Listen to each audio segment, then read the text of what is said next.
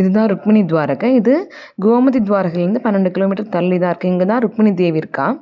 அதாவது துவாரகையில் ருக்மிணி அங்கே இல்லை. இது ஏன் இப்படி பிரிஞ்சிருக்காங்கிறதுக்கு அங்கே இருக்க பண்டா ஒரு அழகான கதை சொன்னார்.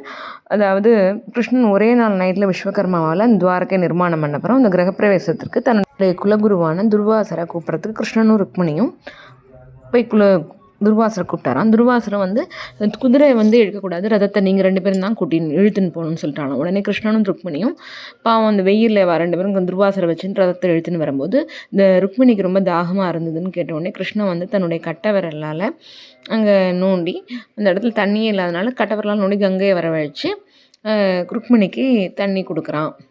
இதுதான் அந்த படம்.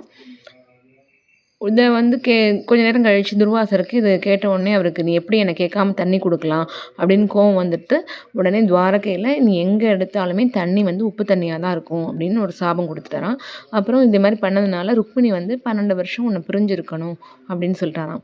எங்களுக்கு ருக்மிணி துவாரகையில் மாத்திரம் ஒரு இடத்துல நல்ல தண்ணி இருக்குது, மற்ற மெயின் துவாரகையில் எல்லா இடமுமே உப்பு தண்ணி தாங்க நமக்கு கிடைக்கிறது. எங்களுக்கெல்லாம் நாங்கள் துர்வாசர் மேலே பயங்கர கோங்க ஏன் இப்படி கிட்டா ருக்மிணியும் பிரித்து வச்சாரு நாங்கள் எங்களுக்குள்ளே சும்மா பேசியிருந்தோம். இந்த கோவிலில் ருக்மிணி ரொம்ப அழகாக இருக்கா.